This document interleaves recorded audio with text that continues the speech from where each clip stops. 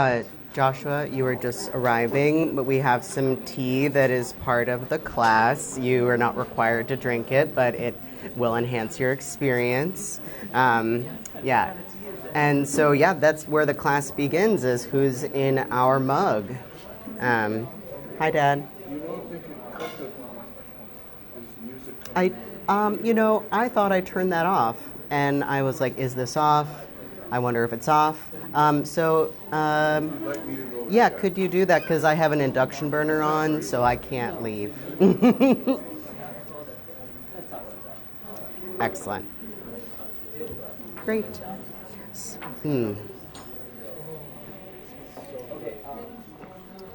Yeah, I love a good tea should always like be paired with a deep breath. Like I love a tea that, it's inspiring, makes you breathe in like yeah. Beautiful. So the tea is Tulsi or holy basil, and it's a variety of holy basil called Rama Tulsi, and then lemon balm, skullcap, and we have some rosemary in there as well to warm up the formula. So, yeah, we're starting with that. Yes. Rama Tulsi. And Rama or Rama? Rama, Rama. Rama. And then and you can pass this down as well. I think I would just take another cup of tea because this is That's okay. All right, thank you, Dad. Great. So we're settling in.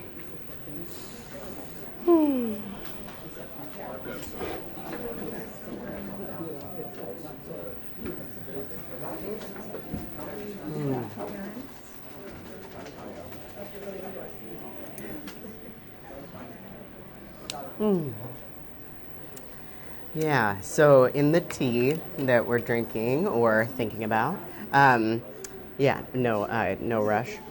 Okay, it's not. I'm not forcing you. I'm just encouraging it. All right, great. You're allowed to have both. Yeah, good. So we start with Tulsi, a variety of holy basil called Rama Tulsi, and then lemon balm, and rosemary, and skullcap.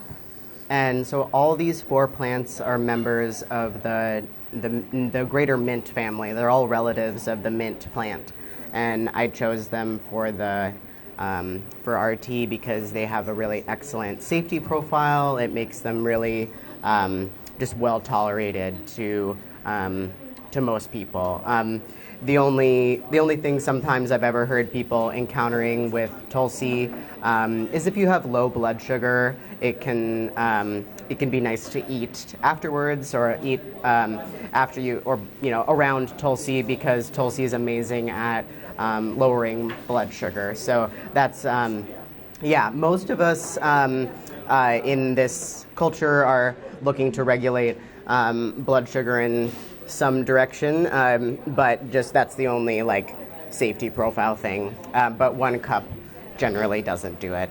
One doesn't pose any danger or anything like that. It's just people who are on blood sugar controlling medications may need less of their medication if they keep taking Tulsi. So that's just. But I chose these plants because they're just really well suited to most people, because they're just in that mint family that a lot of us use in a culinary context anyway. How's the sound level for everyone? Do you want me to increase that or? Okay, yeah.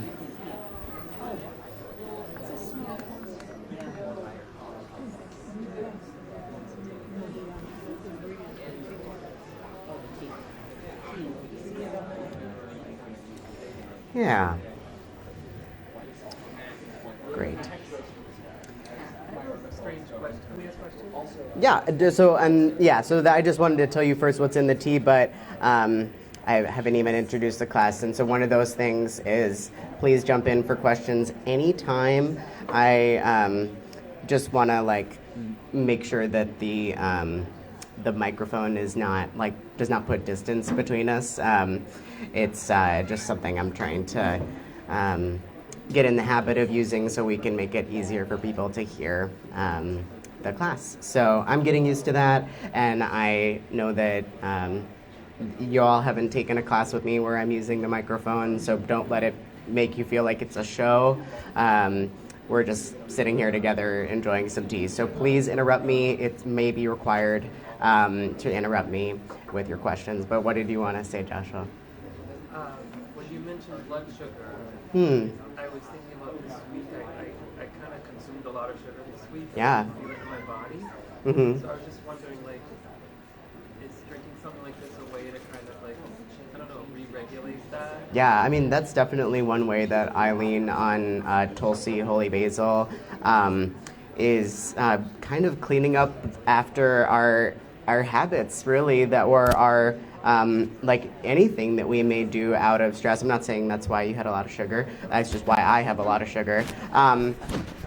No. So no assumptions there. It's just, but Tulsi, even after the fact, is going to help just re-regulate our endocrine system after being kind of thrown off by more sugar than we're used to. So, yeah, I mean, it's hard for other hormones to have be in a regulated state when we have so much demand on insulin.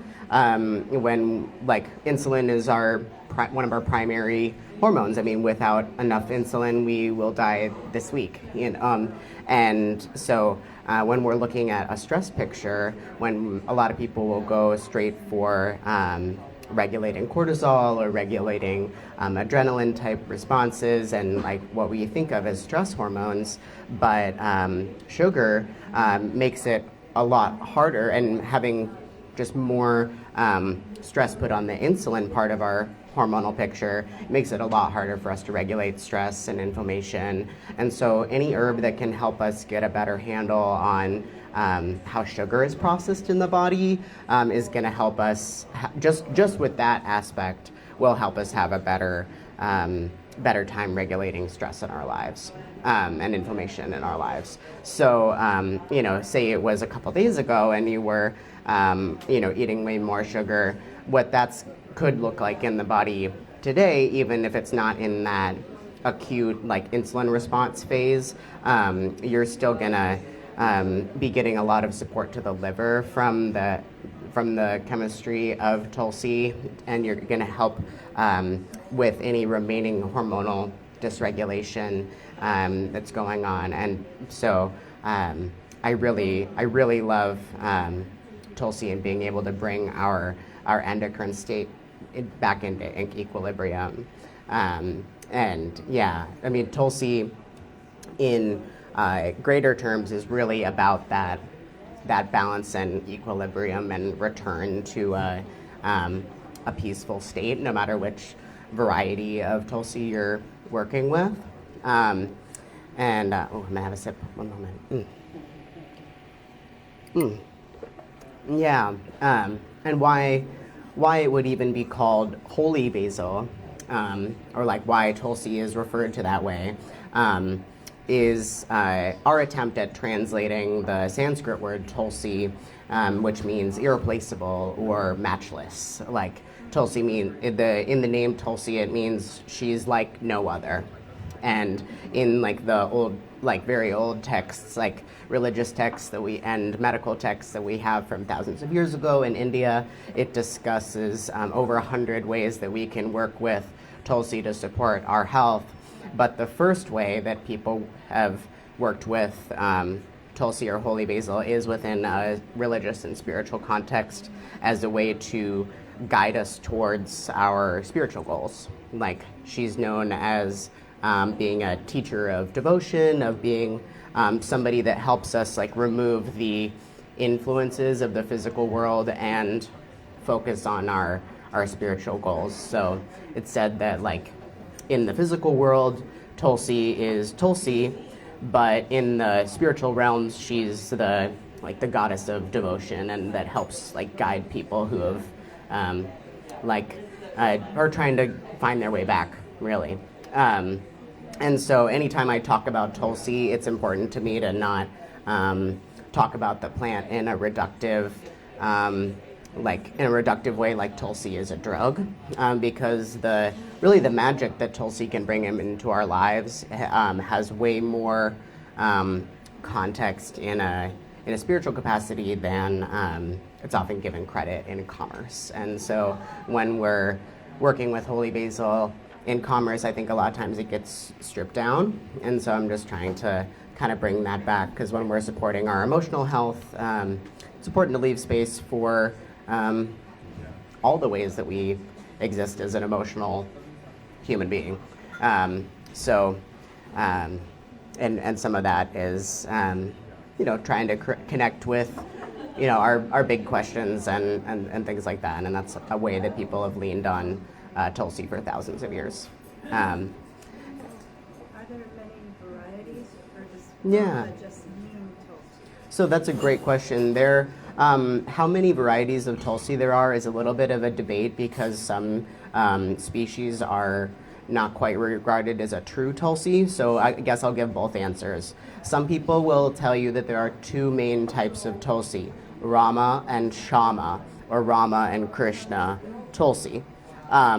So Rama Tulsi is mostly green and can grow some parts of it purple, but it's mostly green. And it has more cooling properties. It has a little bit more bitterness to it. And it's especially associated with bringing down heat patterns in the body, such as like chronic inflammation, helping to, it might be like if somebody were, showing a lot of stuck heat in the body, they would be given Rama Tulsi, whereas Krishna Tulsi or Shama Tulsi is going to be, it has a very dark purple color. Also why it's called Shama Tulsi, because Sham means dark, as well as it meaning Krishna. But it has way more aromatics and is Shama Tulsi is more used for or worked with in acute states where people have they may have stuck fluid in the lungs, or like stagnant digestion, or where they're needing more of those aromatics. Like when people are acutely sick, they tend to work with the Shama Tulsi to really stir up fluids and shift the stagnancy in the body, because it has more of the warming quality. So how that tends to translate is most of the time people will work with Rama Tulsi in chronic conditions, and then or a combination of Shama and Rama Tulsi in chronic conditions, and then you generally have more of the Shama Tulsi in acute conditions, or you can choose them based off of the person's constitution, whether they run more cold or run more hot. But that distinction is something that rarely comes up in the United States. And we tend to work with a variety of Tulsi known as temperate Tulsi or Kapur Tulsi that some people argue and say is not a true Tulsi. But it does carry most of the same medicinal qualities, and it is almost the same genetics. So a lot of people in a medicinal context are going to work with the temperate Tulsi. The difference is that Rama Tulsi and Shama Tulsi are easily grown as perennial plants and can grow to larger than human size and live for thousands of years. They're kept in temples, in pots, but they also are one of the most sacred trees of the Vrindavan forests in India, and they are massive trees. So yeah, and so our view of Tulsi is, and when we call it holy basil, we are thinking of it more like a lemon balm or a mint or a basil-shaped plant. But the true Tulsis, they live for hundreds and thousands of years and develop thick gnarled trunks that look like they're completely empty, but they have like green tops, and they're especially revered because they only really grow in they'll only really stay alive in areas surrounded by like devotional and spiritual energy. So, and that's something that has been documented and by people for, again, thousands of years, that a Tulsi plant won't just keep growing for that long on its own. It needs like love. It needs to be surrounded with love. It just does. Like, it will die otherwise. And so it's like it's a high maintenance houseplant because you're supposed to sing to it and talk to it, and it is so clearly responsive to that type of relationship. Like, there's no plant that I've grown indoors that is so responsive to our relationship as Tulsi. Like, really, like, we could have this whole class on this one herb, and because it's changed my life like so much to have a relationship growing Tulsi indoors. Even just the aromatics. I mean, it is incredibly powerful for the health of our whole bodies to have an herb that makes us breathe deeply and pause. Our hearts are not, they are the connecting point of our whole body, but they rely on the other systems as well. It relies on the relaxation of the muscles around the heart. I mean, why, when people are told they have a heart condition, are they told to relax? Because those muscles need to be forgiving to the needs of the heart, and one of the biggest things that we can do is breathe deeply. And people are told, oh, have you tried meditation?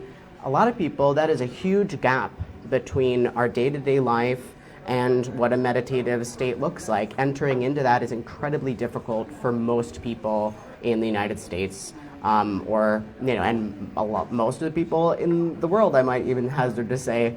It's hard to make that jump between our day-to-day life and meditation. And that's where Tulsi comes in that, like, whether it's in a tea or just sitting with a plant. We do sell seeds here, just saying. But it is just like having a moment where we're massaging our diaphragm down by taking a deep breath. I mean, we give our hearts just in a moment more space when we take deep breaths, but it's harder than we think it's going to be most of the time. So just even through the aromatics, we're better able to give grace to our heart through Tulsi. But when we drink any of these plants, a little less so the rosemary, but the Tulsi, the lemon balm, the skullcap, all of these plants, they have a relaxant quality in the chemistry of them to our muscles, where after we drink them, our muscles are better able to relax. The tension on our whole cardiovasculature is released when we consume smooth muscle relaxant herbs. So it's just an incredible way that we can work with herbs to settle into habits that otherwise are just like something we might like to do one day when we decide it's time to relax. And it's just, so, but Tulsi is generally my first choice in the day, but jump in. All year round. Yeah, I don't. Yeah, so, like, I grow Tulsi indoors in keeping with, like, the recommendations from, like, Hindu religious texts, like how you're supposed to take care of Tulsi. Some people do grow it outside, and you can grow it the way that you would a basil, and maybe with getting it started. Some people start it outside and then bring it inside. But it's very easy to grow started inside, but it's just a show of respect where it comes from. You know, the idea that you would only keep it inside and keep it in that close relationship, and to like just the tradition is that you would elevate it above all other plants. And like in keeping with that tradition, that's why I started this class with Tulsi Holy Basil, because it's really just become a big part of my life, that just like seeing the medicine of Tulsi above all others. And that's hard for an herbalist to say. That's not something I would have ever thought I would think about a plant, but I built such a relationship that yeah. So and to minimally trim the plant is the tradition, that you would only like take the leaves and then only take the flower stalks, but never cut the stem. Is generally the tradition around Tulsi. And if you want it to grow as a perennial and keep having a relationship with that plant, that's the way to do it, where you would encourage growth and just like keep what's already there. So, yeah. Does your Tulsi plant have a name? I name plants. You know, that's a great question. I think I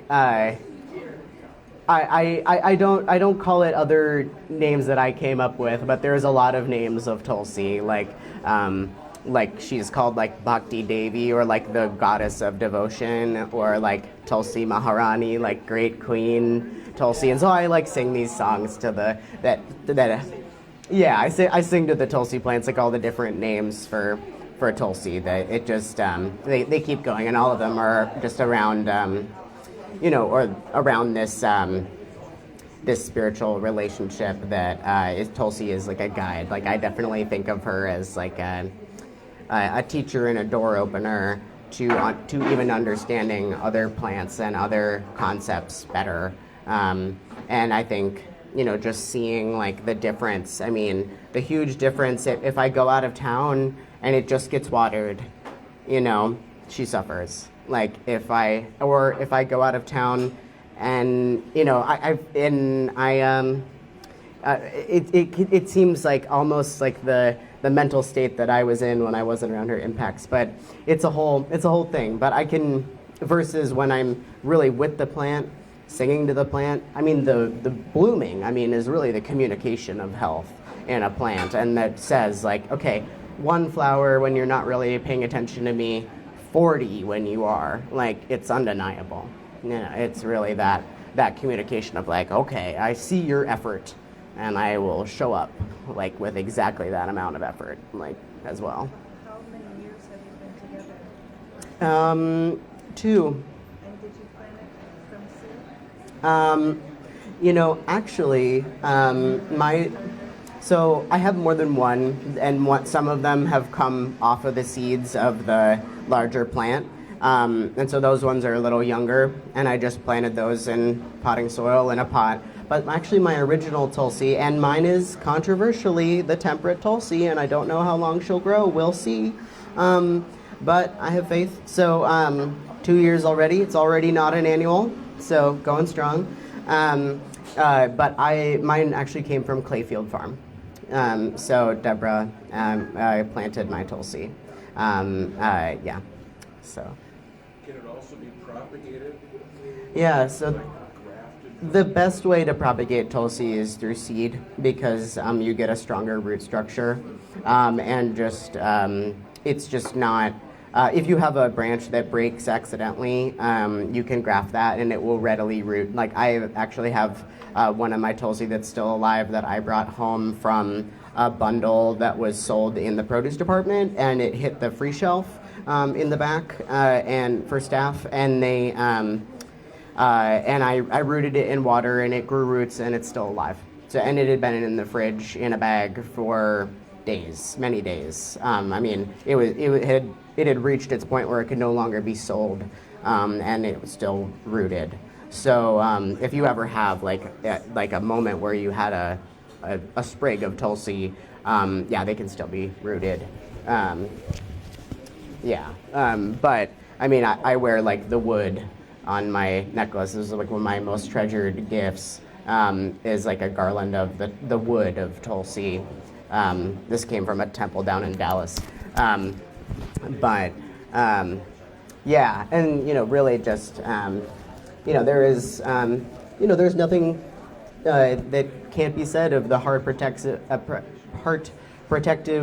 effects of having whatever our spiritual life looks like for us. I mean, we all have a part of us that is looking for peace no matter the circumstances in our lives. Looking for just a belonging. It doesn't say anything about what our beliefs are about what the universe looks like, but we all have a part of us that's wondering some big questions and would like comfort there.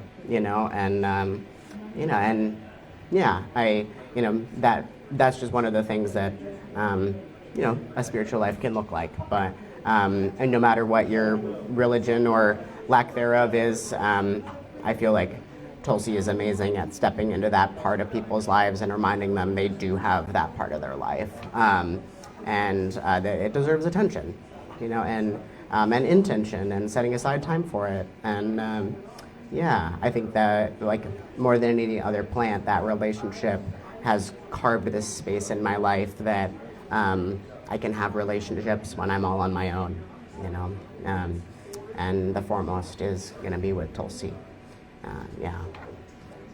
You can just start talking. Yeah. Well, Ron Air from Minneapolis, which is a very stressed place right now. And have you heard any reports of people? I mean, the energy is so high. It's the 26th day of rallying. Yeah. And I see videos of people passing out hot tea Mm-hmm. and I'm thinking, well, this is just what you need. Yeah. Because the stress is so high, and your heart's pounding, Yeah. blood pressure's up. Exactly. I just wondered if you have any testimonials of Yeah. something that's really. Yeah. So there was Tulsi, lemon balm, and two of the herbs in this tea were included in some care packages I sent to my friends out in Minneapolis, and we really have so much less control than we would like in most moments, really, and we most of the time can't rely on our influence in the world to make us feel better. I mean, the state of people in Minneapolis right now is a perfect example of what do we do when we don't have control and we still need to be okay. I mean, what do we do? I mean, what do we do when everyone we might lean on also can't support us right now? Like, what do we do? What about when we are saying to ourselves, there's nothing I can do? Or we're doing the opposite. We're pushing ourselves way too far and doing absolutely everything we can do and never satisfied that it's enough. How do we take care of ourselves? Herbs aren't everything. We still need, support people in our lives. We still need good food. We still need, community. I mean, all of that medicine. But herbs are a beautiful way that we can change there's nothing I can do to there's something I can do. And so that agency back in the role of our role in our own health and wellness, even just that reminder we have agency is a beautiful thing that working with herbs for our health can do, no matter what herb we end up choosing. And so some of the preparations that I ended up sending to my friends came also from some donations from old classmates of mine, and one of my friends made a heart's ease tea that was lemon balm and rose and marshmallow leaf, and that one is this one? Thank you. Magic. Lemon balm, I mean, one of the other herbs in this blend is just, I mean, herbs, they seem to be able to carry these emotions in the way that they are, and lemon balm is such a happy herb. Like, it just, it has these incredible volatile oils that, again, like really enter inside you and make you take deep breaths. And lemon balm, it just has this joyful quality, really, as well as having beautiful antiviral properties, antibacterial properties, all of that, all the anti, etc. That keeps people protected against illness. But lemon balm is amazing at cooling, anger and cooling, just tension and again those heat patterns of inflammation. Lemon balm is really well suited to people that might get red in the face, or people that are dealing with hot flashes, or even in a fever when sick, because it has this diaphoretic quality, or like it opens the pores. And so that's actually why I added rosemary to this blend, because I wanted to have something warming to tone the other 3 herbs that have a cooling property since it's wintertime. But I wanted to bring in, lemon balm for my friends having a really, stressful time every day, because it does have that profound relaxing effect on the body. And we, managing our emotions is a multifaceted process, but no matter what, we can influence how it impacts our body. So Tulsi, lemon balm, and skullcap are these incredible herbs when it comes to switching the body's response with bracing, with tension, and getting our muscles to relax. It's so, and then also part of that is they do stir, some healthy digestion. They have an impact on the liver, and they also just have these aromatics that bring lovely blood flow to the core. And when people are under stress, our guts are the first place to feel it a lot of the time. And even though this is a heart class, healing does begin in the gut. It always has and it always will. And having, really healthy digestion is one of the most important things when we're trying to, not have stress impact our hearts in terms of cholesterol health. So anything that we can do to support our digestion will improve overall cholesterol health, because we want to have the best regular digestion possible, so that we're not reabsorbing bile into the colon and then causing high cholesterol. Having aromatic herbs that are just gonna bring blood flow to the gut and reduce bloating and cramping and other things that make digestion difficult, reduce nausea. Also improve appetite. That does get worse when we're stressed for most people, or the opposite, make it hard to tell when we're full. Having those aromatic plants is an incredible way to support our hearts through healthy digestion. And the skullcap, I wish I had enough to go around in tincture form to send to my friends, but I made a tea blend as well that had skullcap in it. And I love working with skullcap as an herb when we need a little bit more relaxation than sometimes lemon balm or even Tulsi, holy basil are able to offer. I drink that almost every night. Skullcap. I love skullcap. I go to it, it's just like. Yeah. Yeah, I love skullcap. And it's not like other mint family plants in like that aggressive spreading habit that a lot of people are used to with a mint or a lemon balm, that it's gonna chase all over your garden. Skullcap, it has this like modest quality to it when you grow it in the garden. It's like, I'm just here and you're gonna need to help me, and but I need support, and Sleeping Charlie instead of creeping Yes, Sleeping Charlie, exactly. And I just, that always makes me giggle because skullcap really is my, one of the herbs that I really lean on when I need to be reminded to do a little less. And put start to put the emotional boundary between me and the rest of the world. My teacher Katya talks about skullcap as like mental loop control, like when you can't stop thinking the same thought over and over and over again. And how does that translate in the body? I mean, that's going to translate as tension. We're constantly getting ready for something in our minds when we're doing that type of rumination, and that builds tension. Being able to settle into a state that would be healthy for our heart, it does start with some self-control around rumination and being able to actually give ourselves space to relax. While skullcap, it tends to be most known in a sleep capacity or in a tension relief for headaches capacity. I love skullcap any time of day because I'm prone to anxiety. And so I don't need to be getting ready for bed to want skullcap. I just need to be like awake in the world to want skullcap.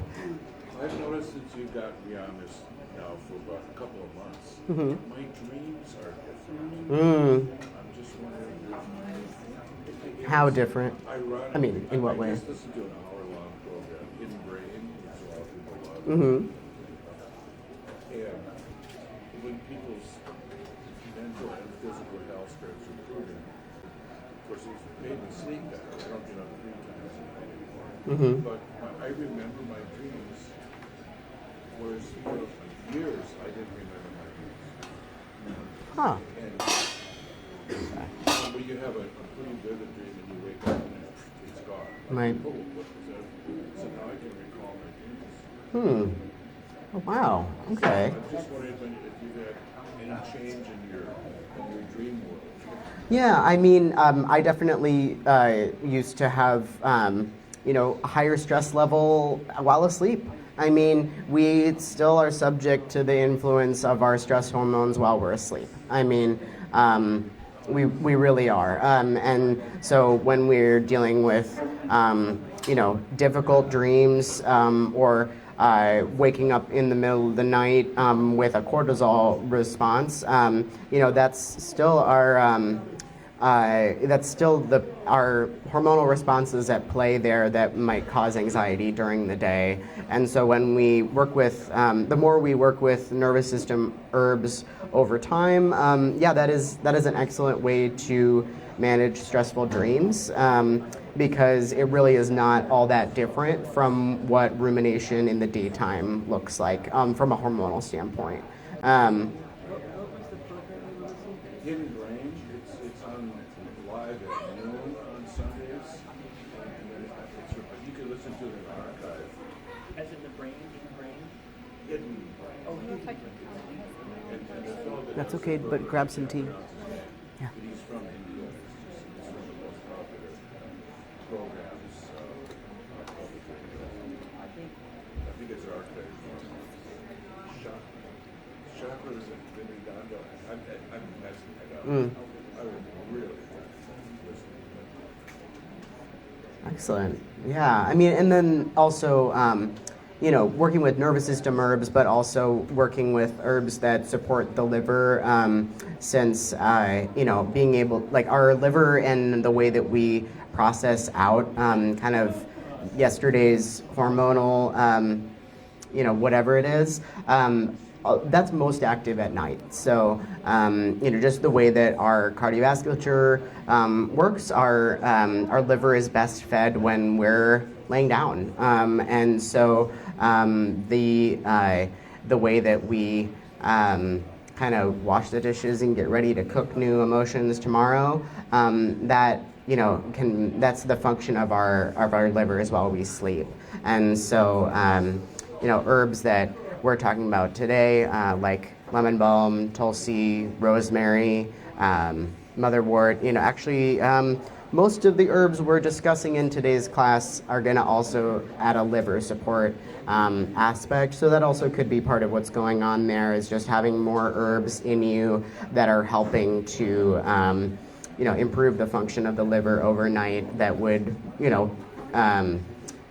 make it so there's just less errant stress during the dreaming process. I'm not saying that that's a direct impact on the dreams themselves, but we still have all of this hormonal interchange churning around while we're asleep, like I said. Ooh. Got some steam on my arm. Ouch. Yeah. Ooh. Yeah. Stuck heat. Yeah, stuck heat. Excellent. Yeah, but put the lemon balm on it. But yeah, so I'm gonna just also pull out of that skull cap before I move on to the next herb. We do get a little bit more bitterness from the skull cap than we do from the lemon balm and Tulsi. Those ones are going to be mainly aromatic herbs. Tulsi sometimes can have a touch of bitterness, but generally it's more in that aromatic quality. Lemon balm, if you really steep it a long time, you can pull some bitterness out of it, but it's mostly aromatic. Skullcap, we get a little bit more of that bitterness, and that bitterness is really, really important, both for the support of our livers and helping with that overall hormonal picture. But really, in the moment when we taste any amount of bitterness, we're going to be able to switch the mode that our nervous system is in. So our nervous system has two modes. We have the sympathetic or fight or flight, and that's, again, loops back to how a lot of people are feeling in Minneapolis, but also a lot of people, just when we watch the news, we don't really know the difference physiologically between a stressful thing in front of us really in the world or how we're supposed to react to a stressful thing we're watching. So a lot of us are probably in that reactive sympathetic state and tolerant to it, but not really recognizing it as this is fight or flight, because part of us is like, okay, I'm safe at home, I'm just looking at my phone, I should be okay with this, I'm just going to set it aside and continue my day, I can't handle it anymore, but not necessarily thinking of that as I'm in my fight or flight mode, just like the people on the streets. But we are. It's the same mode in our nervous system, that reactive, sympathetic, fight or flight mode. And when we are in that sympathetic mode, our hearts know. Our hearts know right away, because if we are required to react to our environment and react to a stressful situation, we need more blood flow. We need our heart to beat faster. We need it done quickly, and our hearts are here to help us do that. They are going to respond with higher heart rate every time because they're trying to be on our side. And then that's also going to increase the breath rate. So that fight or flight mode, I don't have to tell you, but yeah, it immediately impacts our heart. And then the other state that our nervous system can be in is the parasympathetic mode, that a lot of herbalists and a lot of other people, I'm hearing it more commonly referred to as rest and digest. So the parasympathetic mode is required for us to digest properly, because we need more blood flow towards the gut as opposed to increased power towards the heart. So where our blood goes has a big impact on how our emotional state is. And from a physiological standpoint, we just have two choices: react or don't, and digest. And we're not really built to do both at the same time. So when we are having chronic stress in our lives, that may be impacting our hearts, that's always going to take away from the strength of our digestion. That's another way that's just going to loop in. But what that also means is that any herb that we take to help set us into our parasympathetic mode or rest and digest mode is going to take less burden away from the heart. because as we're getting out of that fight or flight mode. So why I bring all of this up right after jumping away from the bitterness thing that I started to talk about is that when we taste bitter, we are wired, physiologically wired since the beginning of humans, to respond to bitterness by switching from react to digest. So if we taste bitter in the wild, we're a primate, and we taste bitter, we need to be able to respond with healthy digestion immediately. Because bitter things can be healthy, like skullcap, or bitter things can be poison, and we don't know while they're in the mouth. So we have been wired forever to respond to bitterness with increased blood flow to the gut and getting out of whatever reactive state we're in and giving ourselves time to digest. And so we can kind of hack into our nervous system in this way that even though we evolved it so that we could switch to a digestion mode, we can utilize this so we can switch into a relaxation mode through the bitter taste. And this is something that we used to be way more exposed to in our day-to-day lives, just through foods, and then, just the ingenuity of the agricultural industry. Everything is, sweeter and, more profitable and less bitter. And so we're getting less calming constituents from our foods. We're getting a certain type of calm in the form of sweetness, but we're not getting the bitter calm from our foods in the same way. So finding places in our life where we can consume bitter, even in gentle ways. I mean, you may not have even perceived bitter in the tea when drinking it, but in the constituents, it is there in the ability for our flavor receptors to take that in and still take it as a cue to switch towards relaxation. So some things that are bitter, but you might not necessarily think about it, are like chamomile is bitter, but we might not necessarily think about it. Those are really gentle bitters. And then skullcap is very gently bitter, and it kind of, both of those things, it's kind of steep length dependent, how long you're gonna, even like the degree of bitterness. And then how strongly bitter it is tends to be just the definer of how fast acting it is. So something that's going to be more gently bitter, it might take a little bit more time as your flavor receptors in the stomach are really perceiving that. But any other like really strong bitters, we switch in that very moment. What are you gonna say? We're familiar with the little teeny bottles of Yeah. bitters that every bartender keeps. Yeah. And so is there So a that- connection? Because I mean, I had Mm-hmm. the hiccups Yeah. for like a half an hour. Yeah. And a friend of mine said, "Oh, the bitters Yeah. are gone." Yeah. So is that magic or what? It's yeah. So bitters, when it comes to like cocktail bitters, they're generally going to be gentian based or centauri, which is a gentian relative, but they can be made out of pretty much any bitter root. It's just that gentian is so concentrated as a bitter. Say again? They would use the root. But yeah, blue gentian is a type of gentian.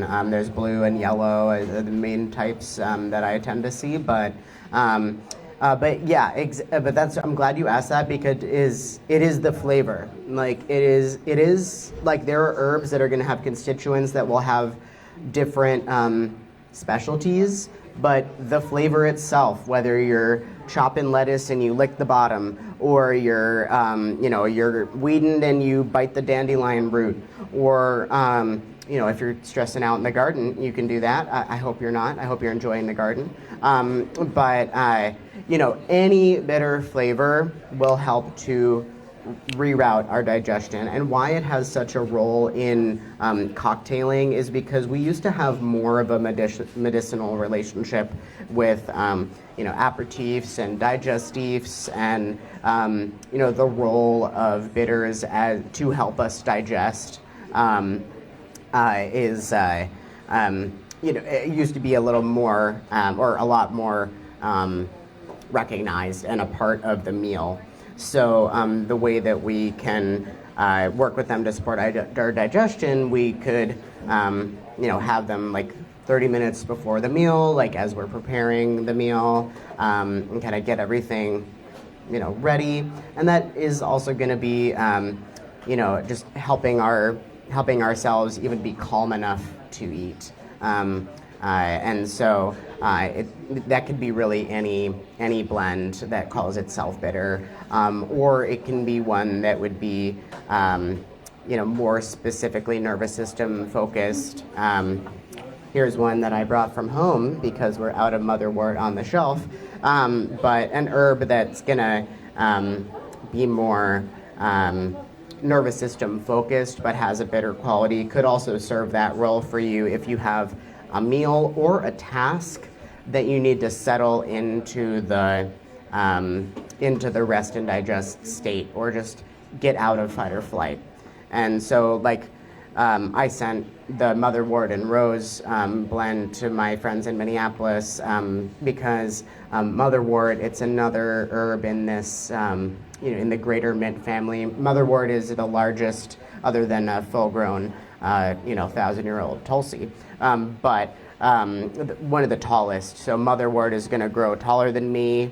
It has like the squarest square red stem you ever seen.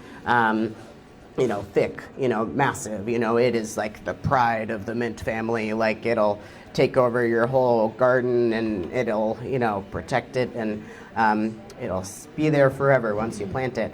And that is amazing because motherwort, you can just nibble on a little leaf or take a few drops of a tincture, and it has this beautiful bitterness that in the moment stops a reactive nervous system mode. And motherwort is especially associated with nervous system needs that are affecting the heart. So, the Latin name of motherwort is Leonoris cardiaca, because it's so associated with a strong heart, like the lion-hearted, Leonoris, so the lion-hearted motherwort, and it has these beautiful, toothed leaves. So they're not shaped like a lemon balm or a mint. They're they look like a mane, like a lion's mane. It's beautiful. And it's a beautiful garden plant for anyone that found themselves inspired to come to this class, because if you came here, there may be a part of you that's experiencing stress impacting your heart. Because motherwort, it's especially associated with the racing heart, with when we can feel an irregularity in our heart rate. It's associated with more chronic conditions that there may be a true irregularity in heart rate. It's very well tolerated when it comes to. I consulted my little herbal contraindications guide, and I didn't find any herb-drug interactions with motherwort. Probably just because it's a big bitter mint. But it is going to be one of my favorites when we're acutely feeling stress impacting the heart rate.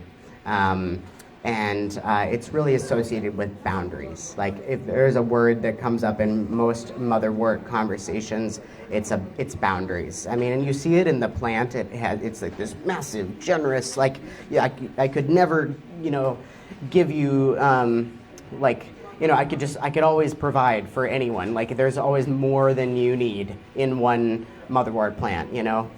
We could make tincture for all of us for a year from one. Just because you don't need very much and it gives so much, but its seeds have these spiky little, you can take from any part of that plant, but the seeds, it's just this part will be for me, and so it has these really pretty pink little flowers that are just surrounded with spikes. This is my flower, and I love that. I just love the personality of motherwort. If we could be like motherwort, we would be generous and boundaried at the same time. That's what it is like to be like motherwort. and that's just really so important and for people with big hearts. I mean, which whenever we're, I think most people at their best really want to give and give, and that's a recipe for burnout if you're not being intentional. Do you know anything about skull cap and what that means or where it comes from? Yeah, so the word skull cap is gonna refer to the little tiny bell-shaped cap on the flower, and so its little like purple tongue is gonna come out of a tiny little cap, but that's also not just the reason that it's called skull cap. It's also because it's really associated with these muscles at the top of the head that that climb from the back of our neck and connect here. And so for people who experience headaches anywhere from the back of the neck to the forehead, and most of the time a forehead headache is actually a tension headache. It's pulling from your neck. And so it's really associated with that smooth muscle pattern of headache. But it doesn't have to reach the point of a headache to still be, causing tension in the shoulders and neck. But just skull cap, I definitely think of really anybody that works with motherwort, I think should consider working with skull cap on a more regular basis, because it is just you can kind of customize it the degree of relaxation you need based off of how much.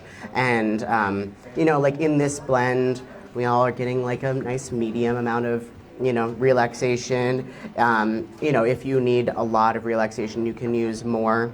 But when we work with skull cap in the long term, it's, I'm glad you dialed this back to skull cap because I forgot to say it's what's called a nervine tropho-restorative, or a nervine restorative. You can just say that the longer we work with skull cap, it tones the nerves. A tropho-restorative means it restores the literal tissue of that system. And so skull cap is a tissue restorative specific to the nerves. And so for people that have patterns of stress, skull cap is incredible at, over time, reducing the severity of that stress response from a nervine level, not from a hormonal level, but from a nerve level, and that kind of electrical system. And that is important for our heart organ itself. I mean, it's the biggest neural center other than our brain. Our hearts are completely innervated. If we are constantly feeling the impact of stress in our hearts, more than what we feel is necessary for us to live a functional life, having a nerve tonic like skull cap is an incredible ally in the body. Question about the origins of the geographic origins of some of these plants.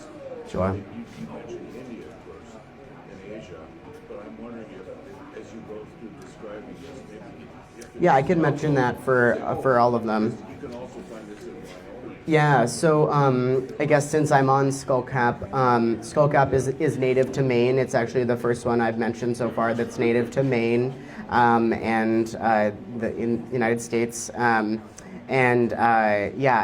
It's you'll also see it sometimes called Mad Dog skullcap because it was associated with just the rage of when people are infected with rabies and getting them to be safe to others while being treated as well as like bringing down the fever with that cooling and relaxing thing. It's been traditionally used to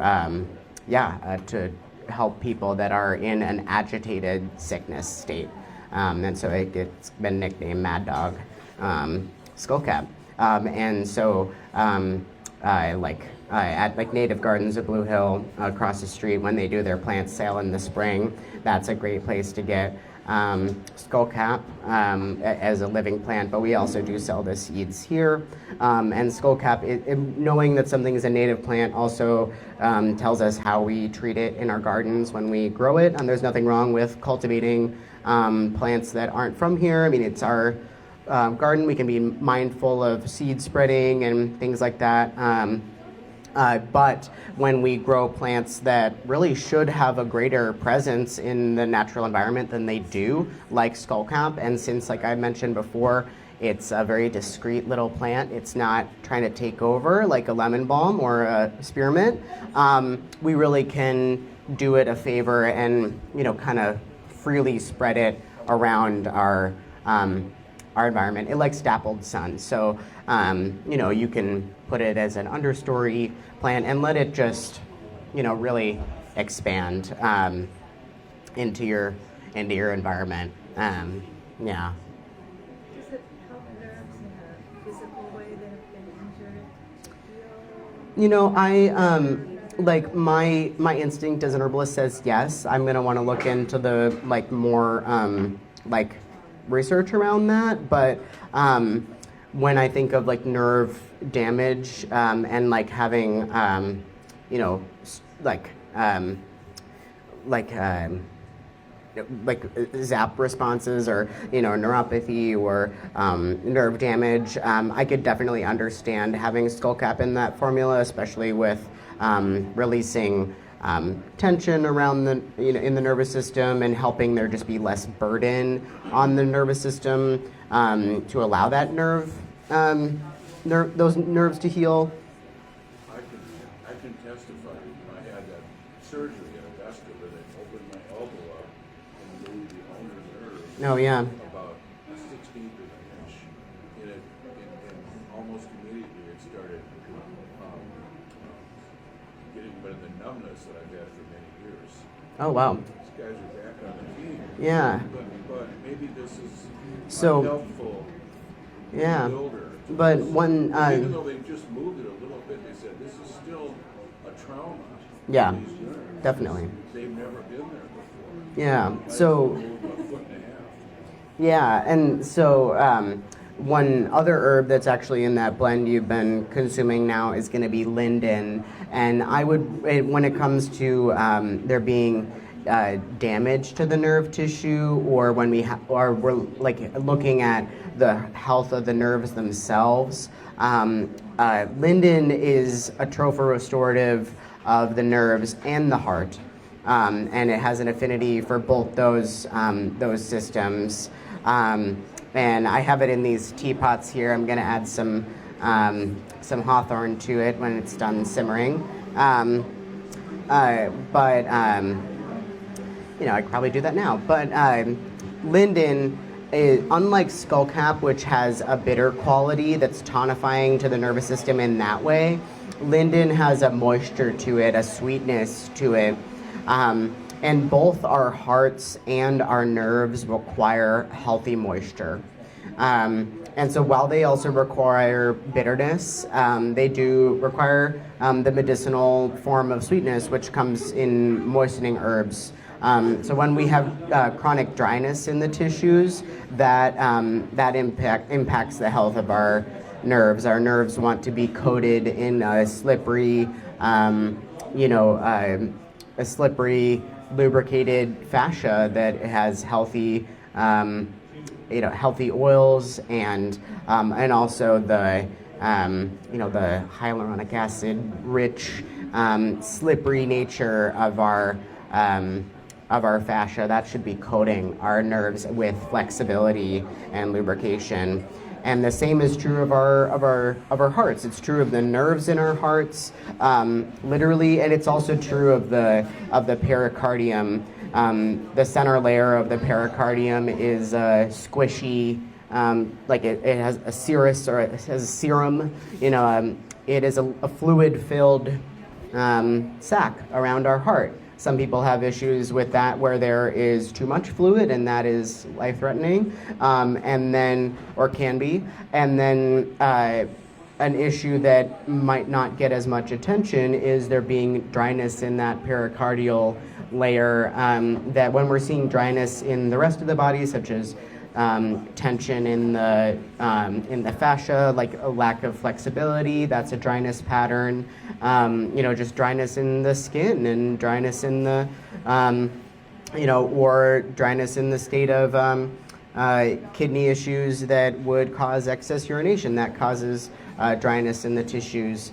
So we can see a lot of these different states that all of that, it makes it a little bit harder for us to have a really, smoothly moving, lubricated pericardium, and it makes it harder for us to have a really smoothly moving, well lubricated, well conductive nervous system as well. So the way that linden is going to soothe and coat the digestive tract on its way down with it makes a lovely slippery tea. And that also, that gut healing damage is going to protect our gut lining from absorbing things that would cause high cholesterol. That's, just the gut benefits of linden are also protecting our hearts. So linden or basswood, yeah, is a tree, yeah. And yeah, so you're going to use the leaf and flower when we work with linden. And that one is another one of my favorites for, you can certainly rely on linden when we're trying to relax in the short term.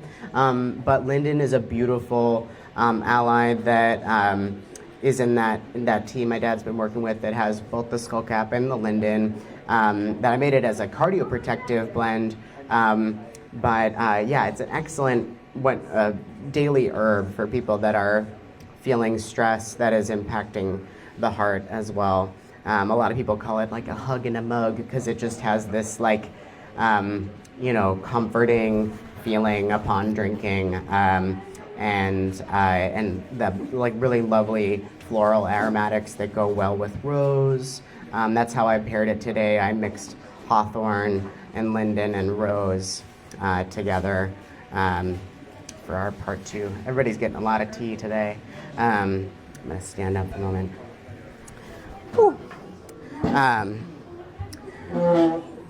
So when I'm looking at the health of the nerve tissue itself and the health of the heart tissue itself, linden's one of my favorites, and it's very cushioning, softening, and it helps prevent tension that would come from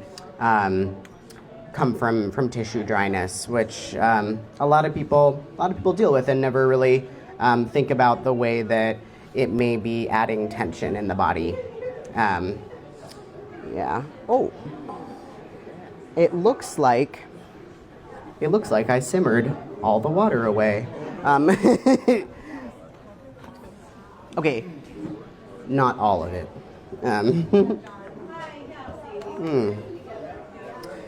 Yeah. Basswood is one of those soft as the hardwood trees, and like birch, it also has a sap. I've heard people make like a syrup. Oh, I forgot about that. Thank you for reminding me. I forgot about the linden syrup that people do. Wow. Yeah, but I love that flexibility in the linden that makes it an excellent bending wood and a soft carving wood.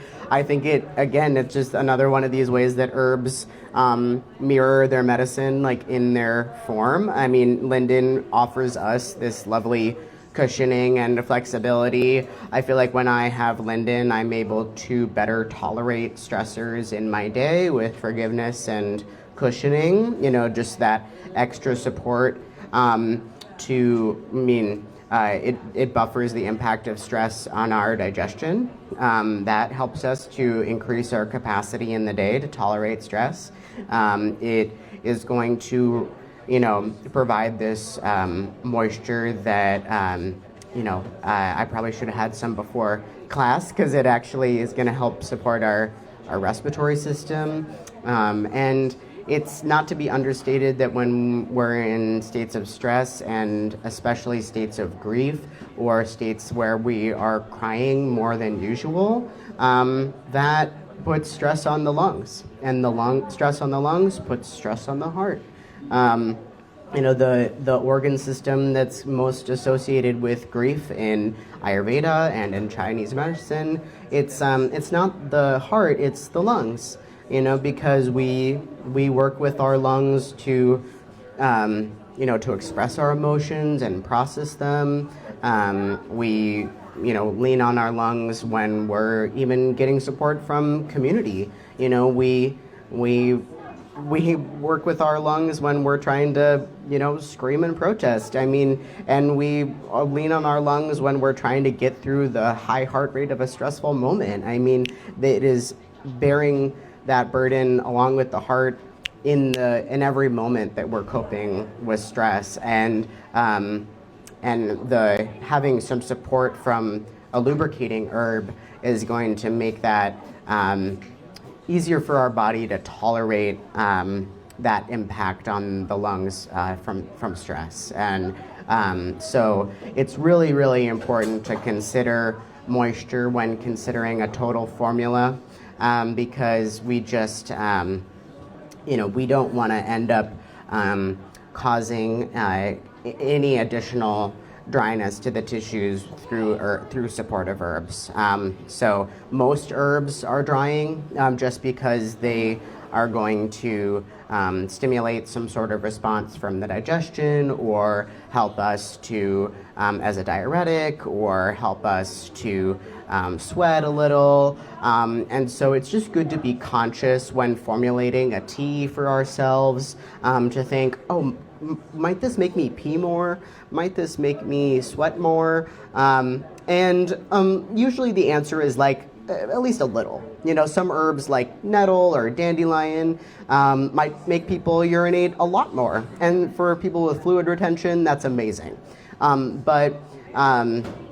If we're formulating for ourselves and we know that our mouth, our muscles, our skin, any part of us might be prone to dryness, it's excellent to add in an herb like linden, because it will just help to make that formula more well-suited to our bodies, and allow the other herbs to really work better, because I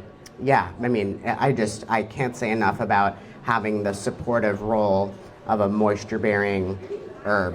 And really what that is going to come from is going to be, that's going to be from basically long chain starches that are going to become slippery in the water.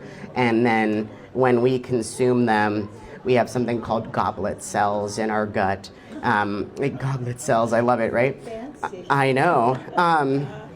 And the goblet cells, they are going to sense moisture. And so we actually don't directly absorb that moisture and then distribute it all throughout our body, and then it reaches everywhere equally. Those goblet cells sense those polysaccharides. They sense those moisture-bearing herbs in the gut, and then it triggers a release in all of our other epithelial tissue. So our gut lining is epithelial tissue, but also our nerve lining is epithelial tissue, and our pericardium, that serous fluid sac around our heart, also has epithelial tissue. So when we drink something like linden, marshmallow, slippery elm, any of these slippery herbs, our goblet cells say, I have enough. And then they release more moisture to those other tissues that were previously left rationing, really. Well, the longer we consume those herbs, the better we get the benefit. We do get some release throughout the body as soon as we have moistening herbs in our system. And that's something that is a little bit of a newer discovery, the function of goblet cells, and definitely one of my favorites. Favorite fun facts, it's kind of like how does aspirin find a headache of herbalism? How does marshmallow find your lung, Yeah. Oh, I'm going to move this. Slippery. Yeah. right? Different. Yeah, mullein works in that way. In a little bit different way. Mullein is a little bit more moderate. It's not so. Slippery elm, you use the bark, is that right? Yeah, slippery elm you would work with the bark, but I tend to recommend people work with other herbs before trying slippery elm because elms are threatened, and so that's generally preferred to pick something else first. I don't want to endanger myself. All right. So this herb that I've oh wait, before I move on, the linden is actually a tree-shaped relative of the marshmallow. They're in the greater the malva or like family. It's in that greater mallow family. So even though linden or basswood is a tree, it has it's related to some of our more slippery relatives like the marshmallow root. It's just the linden. The linden has more of an affinity for the nervous system specifically. But if we're looking at like a kidney condition that may cause, make it harder for the body to distribute fluids, then pairing it with something like marshmallow that has more of a kidney affinity could be helpful. Yeah. Remind me to ask you about that later on. Yeah. Asking for a friend. Oh yeah. You mean John? No, you. Oh yeah. Yeah. Okay. Excuse me. I'm stepping away from the mic. Yeah. So here I have hawthorn berries. And it's not a heart class without hawthorn, really. I'm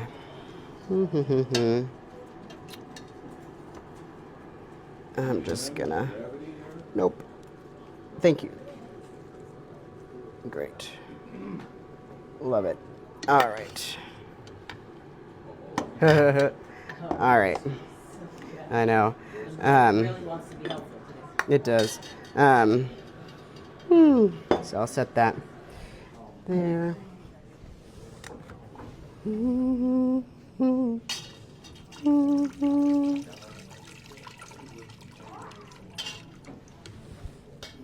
any of these plants you're mentioning today, did they vary? Let's say that something is grown in a fairly dry soil in Afghanistan as to opposed to a tropical wet climate.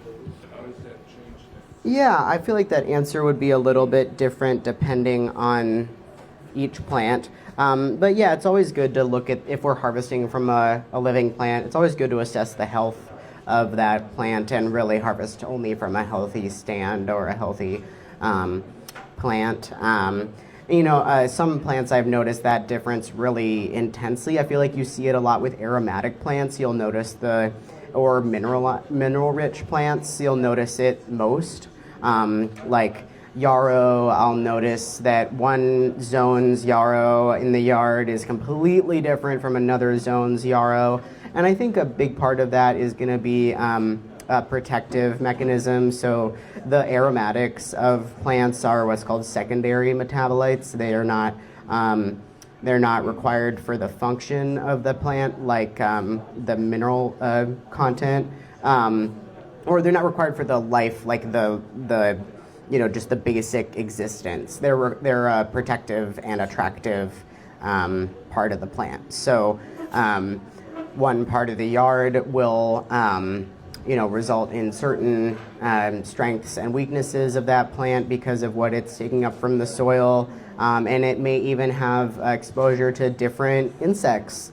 And so different aromatics are going to develop depending on how that plant is going to need to defend itself and how much it's going to need to defend itself, and then also what pollinators it's trying to attract. So the aromatics is when we would notice that especially. And then plants can only contain the minerals that they're taking up from the soil. So Peppers could vary wildly.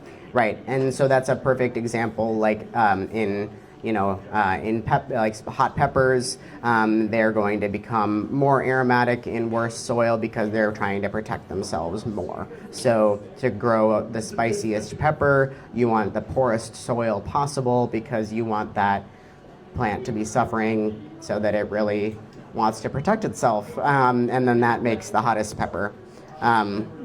So that's probably why, that's why the yarrow you plant in the garden is not really going to be the most aromatic because it's like, oh, I'm fine. I don't really need anything. I'm good.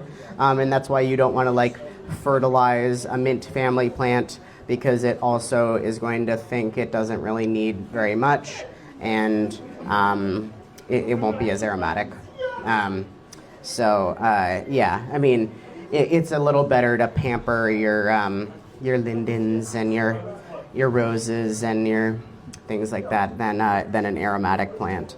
Oh, I guess I had more answer to that than I thought I did. Do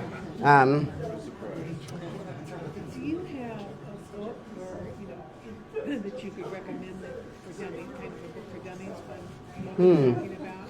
Yeah. Good for a book. Yeah. So I highly recommend the Earthwise Herbal series from Matthew Wood.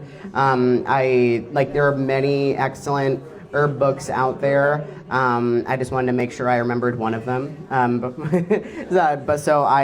I really love the way that Matthew Wood talks about herbs. I love the way that he brings together the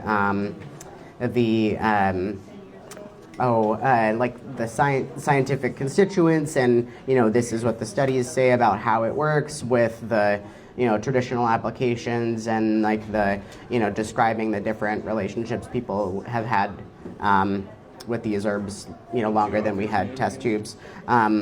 Matthew Wood got his start in Minneapolis, working out of a place called Present Moment Herbs in Linden Hills. Yes. He prepares a lovely, this one I opened it up, I bookmarked it to Hawthorne. And this one is longer than usual because Hawthorne's so rich. But he has a long passage about the Hawthorne, and then there's always a bullet list that, breaks it up into the organ systems. And so he is great at combining okay, here's the long form for all the detail you might want, and then here's a reference part. And then this one is the old world medicinal plants. This one is a little different because it's one of his older books called The Book of Herbal Wisdom. And it's kind of mixed together, both traditions of plants. And then there's the New World medicinal plants that if you were to get one and you're trying to work more with native plants, you might get this one. And the repertory is the one you don't want to get on its own. The Earthwise Herbal Repertory is different because it's all lists, okay? It's just bullet points, and it for the most part, and it is something like, okay, I looked up tachycardia, extremely rapid pulse, and it just says herbs. It's just a list, and you need another book to be able to really understand this one. But this one is a quick reference guide that it pairs with the other ones. So, for example, in extremely rapid pulse, he mentions the Leonoris cardiaca, the motherwort, and then also talks about hawthorn, and also talks about linden. But as we have discussed, the motherwort is very bitter, the tilia or linden's very sweet, and so you would need more information to understand the application. But this one is very, very helpful for me as a place to get started. Because sometimes somebody will say something to me and it's in the medical language, and herbalists don't work with medical diagnoses. That's not. It has to be translated into the holistic language that we can discuss herbs in, because it's just It just has to be that way because each person with arteriosclerosis is going to have a different body and different states. They could have a hot state that stagnates a lot of fluid, or they could have a cold, dry state and need extra fluid. So, you can't just give herbs based off of a definition. So this particular Or a one and diagnosis. many others also, you'll have the Latin name and the colloquial name? This one, like the repertory, it works with Latin names, but in the long herbal books, it will give both, and it has a double index. It has a Latin index and a common name index. Yeah. But I really love the way he talks about herbs, and and it's my favorite for getting to know herbs and being able to talk about them in different ways, which is really important to me because I always want to be able to discuss herbs in the way that the other person is thinking about them, because I think about herbs all the time. I can think about them 7 ways, but that's not other people's job, so so if you're thinking about it in a spiritual way, I want to be able to meet you there. If you're thinking about it in just form and function, we can do that too. Now with the Earthwise Herbal, does he do like recipe kind of things for putting things together? Yeah, for example, in the there's going to be at the end of this heart section, there's a formulary. So, for example, says, and again, it's in the Latin. So it says Crataegus with Achillea, Tilia, and Melissa, which means hawthorn with yarrow, linden, and lemon balm for high blood pressure. That's a great formula. And so these are just going to be recommendations of blends, and a lot of them are credited. So, like this one's credited to David Winston, and he's really great about referencing other teachers, and that's another thing that I really like about Matthew Wood's work, is that he references his teachers and where the concepts come from, and that's also something that he really heavily does in the New World, in quotes, medicinal plants, and just talks about, here's how this plant might be discussed from like a Cree herbalism perspective, things like that, and just being conscious of what being a white herbalist talking about native plants. So I appreciate that from him. And the other book I did want to mention in the class is this. If people are taking pharmaceutical medications and they're wondering if an herb that might not be discussed in this class is safe to work with, you could always mention to your doctor or get a copy yourself of Francis Brinker's Herbal Contraindications and Drug Interactions Guide. And it's going to be sorted both by medications and by herbs, so people can reference that. So for example, here's the page on hawthorn, and it discusses different studies where hawthorn was used to support people's pharmaceuticals, different interactions that it showed, and then there could be other ones like the one for lemon balm is way shorter. It just says, really short things. So because it doesn't have any drug interactions other than pentobarbital and barbiturates, apparently. But that was a rat study, which we now know because of this great guide. Oh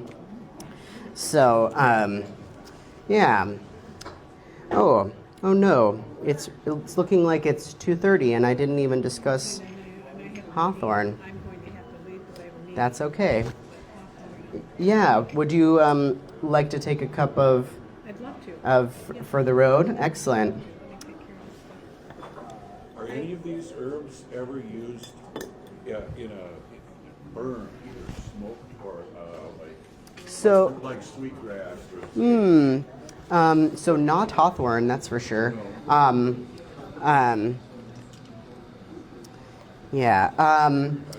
me think. None of the ones that I've mentioned so far that I can think of.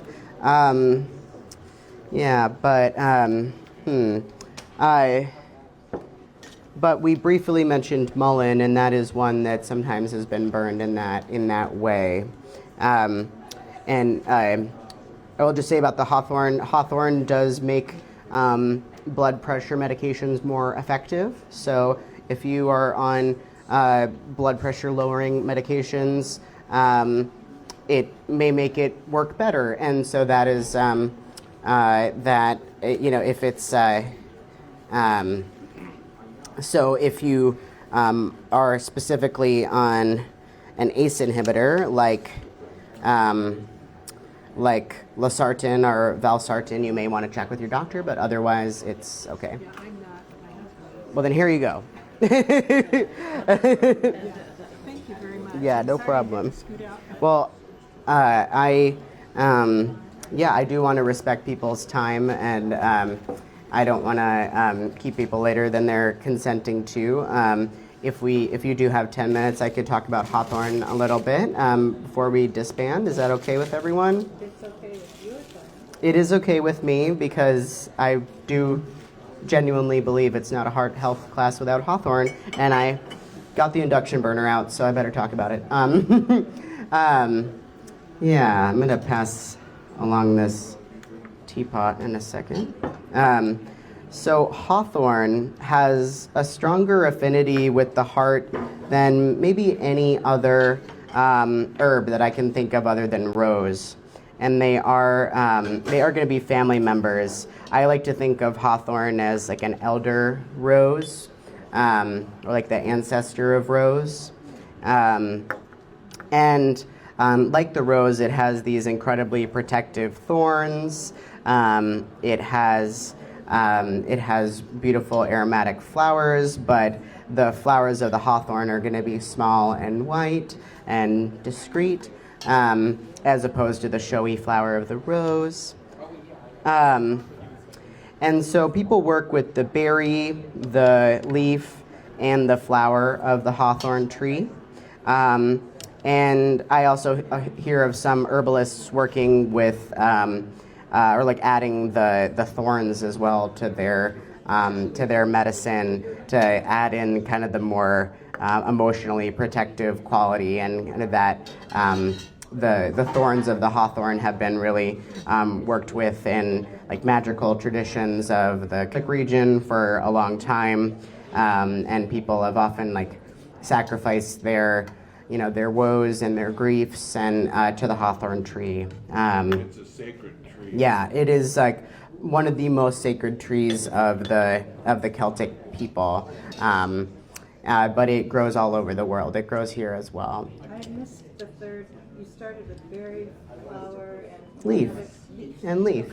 Yeah, it's a really generous plant. I mean, even though it's thorned, the thorns are spaced enough where people are, where animals are able to consume the berries without being harmed.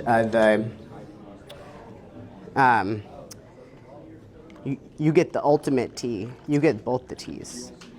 So I'm gonna pass the teapot along, and just because of my evaporation mistake, we do have a little less than I planned. So maybe a half a cup would before we, and then reassess. Would you mention again what this blend is? So this blend is a classic formula for heart health, and I will mention again, it does make blood pressure medications, especially ACE inhibitors, such as alanopril, lisinopril, losartan, and valsartan, work a little better. So just know that before you have it, if that's something that's in your life. But About the ratio. so, Blend like this. yeah, so this one, it's what we lovingly call a folk ratio, as in I didn't measure it. So this has hawthorn, berry, leaf, and flower. And I've been simmering away the hawthorn berries because they're very hard when dried. And then it has linden, leaf, and flower. Do you want some? I have more here. You can finish it up. And then it also has rose petals. So that trio of 3 herbs offers really a lot to the health and comfort of the heart. We've already discussed the benefits of linden, but the hawthorn and the rose, they bring this very heart-specific healing action to them. The hawthorn, it is going to be one of the most powerful cardioprotective herbs that we have available to us. Not only does it make existing blood pressure medications more effective, on its own, it influences the way that we process lipids and protects us from oxidative stress through the beautiful antioxidant qualities of the hawthorn berries. I mean, the berries are a berry. They have these incredible, they have vitamin red in them. They have these antioxidants that are gonna maintain that balance with the stressors our cardiovascular system faces. So just from normal metabolism, we're given what's called free radicals, or molecules that are hungry for electrons that are traveling through our blood, and they cause oxidation as they're trying to form bonds, and then that causes oxidative stress. And so we all produce free radicals just from digestion.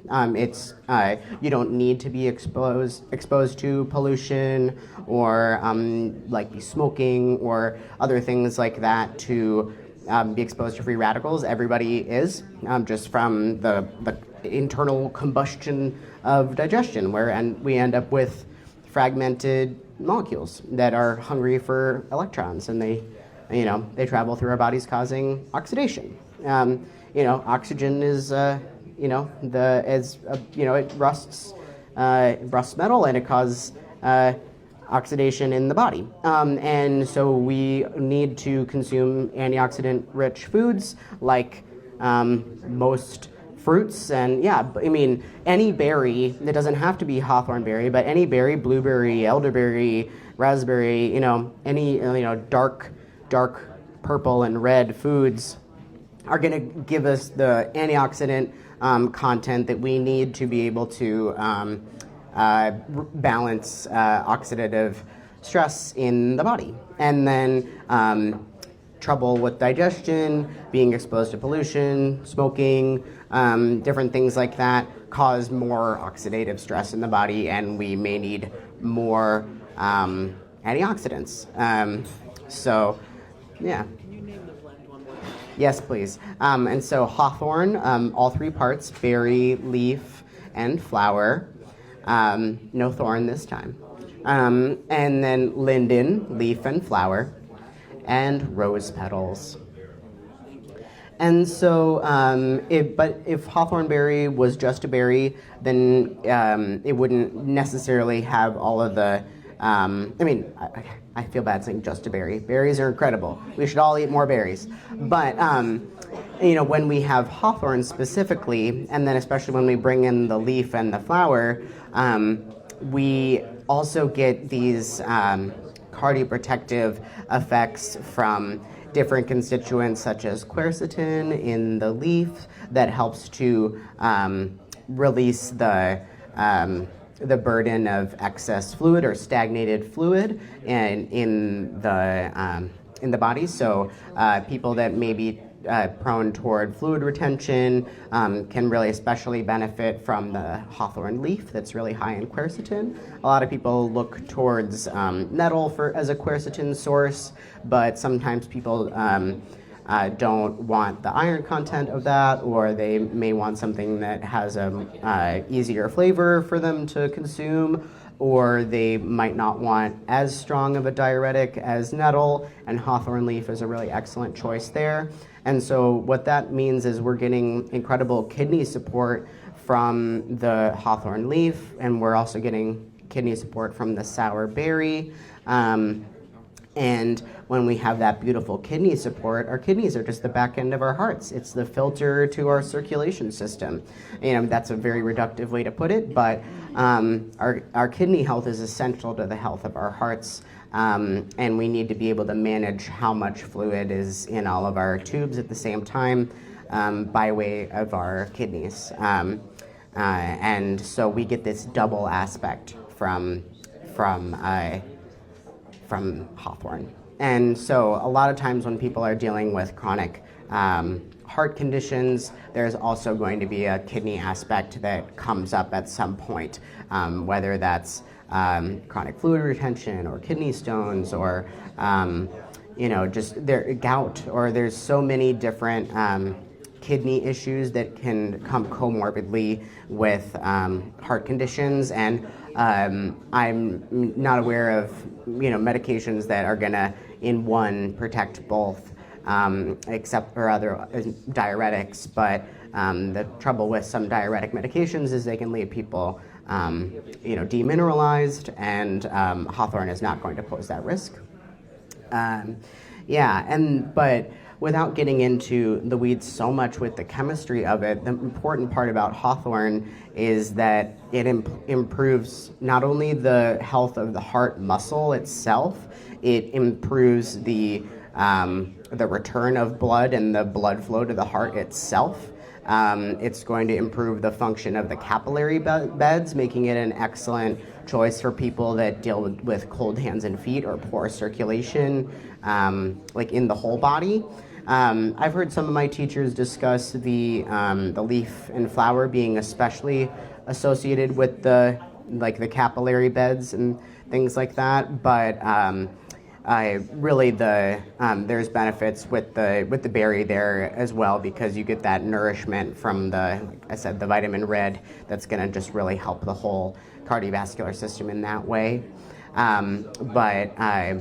There's really no medication that is both going to improve the elasticity of the arteries like hawthorn, at the same time as reducing pressure, and amazingly, it actually improves cholesterol as well, especially when we work with it lowers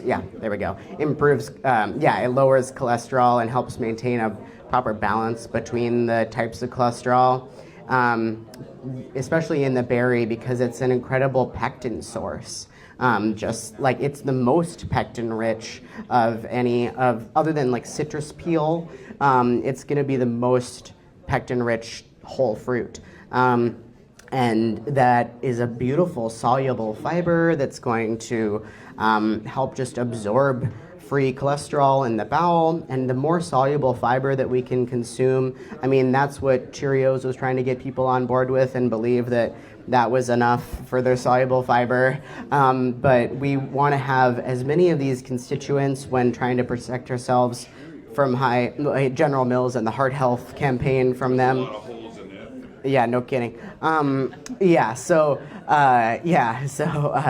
probably shouldn't say a brand name on the recording, but but anyway, it just is going to be an amazing way that, again, our gut linking back to our heart.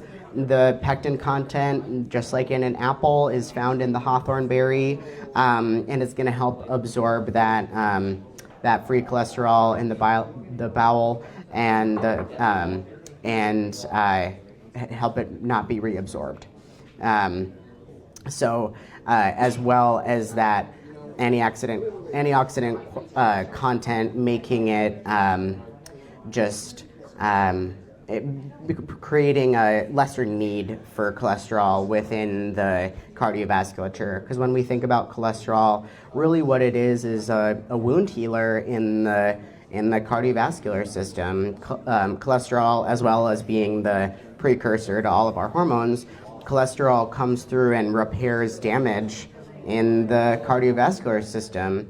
So it's not, cholesterol itself is not the issue, it's what's trying to address the issue. And so the more we can give other healing property, like other healing herbs such as hawthorn, to our cardiovascular system, we don't need as much cholesterol in the veins and arteries to repair that damage. But not only that, hawthorn is also an emotional protective herb. My teachers, Katya and Rin, one of my favorite podcasters, Rosalie De La Forêt, pretty much every teacher that I've worked with herbs looks to hawthorn as a grief ally. Hawthorn is going to help strengthen our hearts against the impact of stress and grief in our life, and help to tone the vasculature to be better able to handle ups and downs of heart rate and stress. That tonification that comes from all of these plants is heart-opening, truly. I mean, I love leaning on hawthorn as an emotional support herb to allow my body to be able to handle sizes of emotions that are otherwise just too much. Hawthorn is a balm for the endurance exercise that is grieving, and that is having it in us enough to be able to just handle continuing on, really. The way that people have leaned on hawthorn in a traditional context is really in that, like, lay at the feet of the hawthorn when you have nothing left, and just give it over and fall asleep at the feet of the hawthorn and wake up different. The tales about the hawthorn tree in Celtic lore are very much about surrendering to something bigger than us, that being the hawthorn tree. And in Celtic beliefs, the hawthorn tree houses the Fey people. That's why you would never cut a limb, you would never cut the tree down, you would never break it, you would never burn it, because it houses like the other people. I haven't been there before, actually. I've never been there. I need to go see them. Yeah, but I used to care for someone's garden who had just like the most amazing hawthorn tree, and it just overarches the whole garden and protects everything. And it's really interesting because the predator that used to hurt the hawthorn tree doesn't exist anymore. It evolved to the giant sloth. Yeah, so... you never see them around. No, it's been a while. And so, like, the thorns of the hawthorn existed to protect the hawthorn from, like, predator, like, or from, like, vegetable-eating beings that they don't exist anymore, that size that would, like, okay, I'm going to strip down a whole tree. That Carboniferous period, I think I'm remembering it properly, the giant... everything, every animal is, yeah, exactly. Well, yeah, I mean that, but especially like, mammals that are gonna, break the whole tree down. And so now it doesn't need that anymore, really. And so, like, as long as the predator that's that big is an overconfident human, so that's, I just love the way that the hawthorn tree is gonna have that kind of that defense mechanism that makes us harvest responsibly.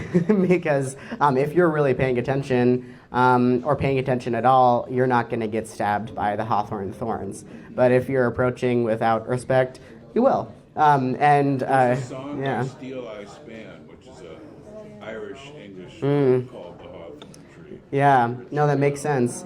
Yeah, and the affinity for the hawthorn in Celtic medicine has always been for the heart and for the tongue. And because, it used to be said that if you fall asleep at the base of a hawthorn, you surrender to it, you'll wake up with the tongue that cannot tell a lie, or the green tongue. That phrase is in that song. I'm sure it is. And so what that translates to also on a physical medicinal context is when we're observing the tongue in someone who has poor circulation, there will be red spots that are, filled well with blood, and then there will be gray spots where you can see parts of their body are not well nourished with blood. And after someone has been taking hawthorn for a while, the tongue will regulate in color and become well nourished with blood throughout the tongue, indicating that the capillary function has been improved throughout the body and then also throughout the tongue. And so, and then rose has an affinity for the heart and for the eyes.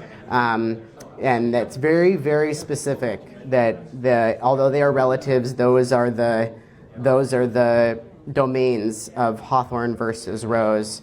And I think that's because of the extra astringency we get from the rose petals. They have this holding action that's really excellent for the delicate capillaries in the eyes and in the outer vasculature. And so, rose is this incredible eye medicine for when we have irritated eyes directly with rose water, but also when we're seeing those cues that the outer vasculature is really struggling to have good tone, and when our emotions are struggling to have to be well held, that's where rose can come in this astringent, protective way that would overall improve the tone of the eyes, and somebody's eyes would end up having a better health. And if somebody was prone to chronic eye bleeds and that sort of cardiovascular problem, I'd probably pair it with yarrow because of that additional astringency there. But that's why, and one of the reasons that rose would have eyes instead of tongue. But yeah, I want to allow for some questions, and I'm going to turn the recording off so that you can say whatever you want. I mean, you already could, but yeah. Thank you.